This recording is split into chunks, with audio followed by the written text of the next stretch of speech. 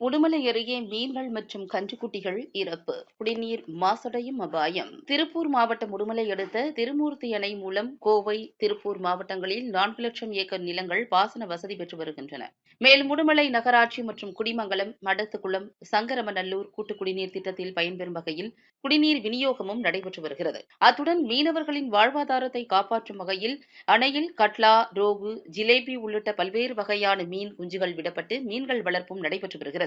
நடப்பாண்டில் கடந்த சில மாதங்களாக நிலவிய கோடை வெப்பம் தாக்கம் காரணமாக அணையில் நீர் இருப்பு வேகமாக சரிந்து வந்தது. இருப்பு உள்ள தண்ணீரை வைத்து சுற்றுப்புற கிராமங்களுக்கு நாள்தோறும் குடிநீர் விநியோகம் செய்யப்பட்டு வருகிறது. இந்த நிலையில் நேற்று மர்மமான முறையில் திருமூர்த்தி அணையில் வளர்ந்து வருகின்ற ஆயிரக்கணக்கான மீன்கள் இறந்து கரை ஒதுங்கி வருகின்றன. அவற்றை பறவைகளும், நாய்கள் உள்ளிட்ட விலங்குகளும் உணவாக கொண்டு வருகின்றன. அரைகுறையான உடலுடன் அணை பகுதி முழுவதும் ஆங்காங்கே மீன்கள் செத்து கிடப்பதால் கடும் துர்நாற்றமும் வீசி வருகிறது. அத்துடன் குடிநீரும் மாசுபடும் சூழல் ஏற்பட்டுள்ளது.